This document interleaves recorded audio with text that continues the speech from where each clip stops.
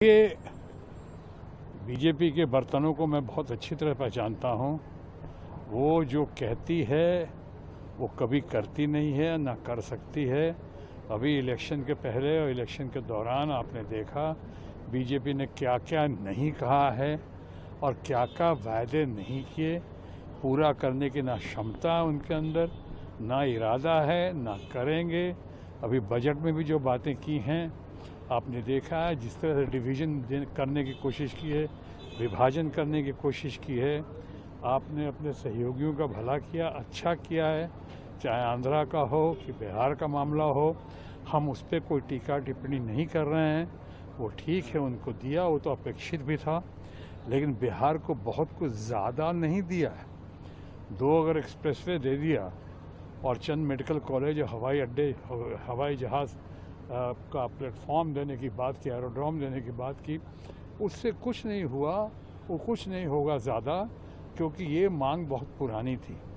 ये तो वहाँ की सरकार, जब तेजस्वी यादव भी थे, चाहे नीतीश बाबू भी थे, तब से उनकी ये मांग बराबर चलती आ रही थी। उसी तरह से आज जिस तरह से कल बजट भाषण में यानी रोल मॉडल बनकर जिस तरह से हमारे अपने बंगाल के अभिषेक बनर्जी सामने आए उभर कर, जिस तरह से अभिषेक बनर्जी ने अपनी तकरीर रखी, वो रोल मॉडल बनकर मैं समझता हूँ पार्लियामेंट के अंदर वो एक पार्लियामेंट के लिए एक सबक था कि लोगों को सीखना चाहिए।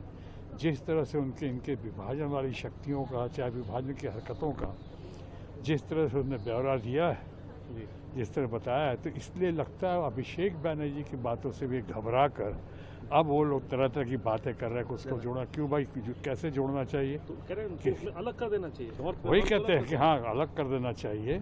ये सब कौन कह रहा है? किसके अंदर शक्ति है, क्षमता है, अकल है, इस तरह की बातें कर रहे हैं। मैं इन बातों पर ज़्यादा रोशनी नहीं डालना चाहता हूँ और ना इन बातों से मैं सहमत हूँ। जनादेश का अपमान कर रहे हैं, ये कह रहे हैं किरण रिजिजू साहब के विपक्ष जनादेश का अपमान कर रही है। किरण रिजिजू अच्छा आदमी है, लेकिन उनकी मजबूरियाँ हैं।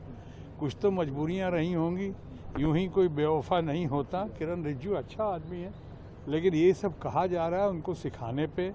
वो लोग जो ऊपर से कह रहे हैं वो बातें कर रहे हैं, वो उनकी बातों में, या मैं ऐसा कहूँगा कि बीजेपी या ये सरकार जो एनडीए की सरकार है, अब इनकी बातों में कोई दम नहीं है। फ्रस्ट्रेशन है इनके अंदर, डेस्परेशन है, घबराहट है, बौखलाहट है।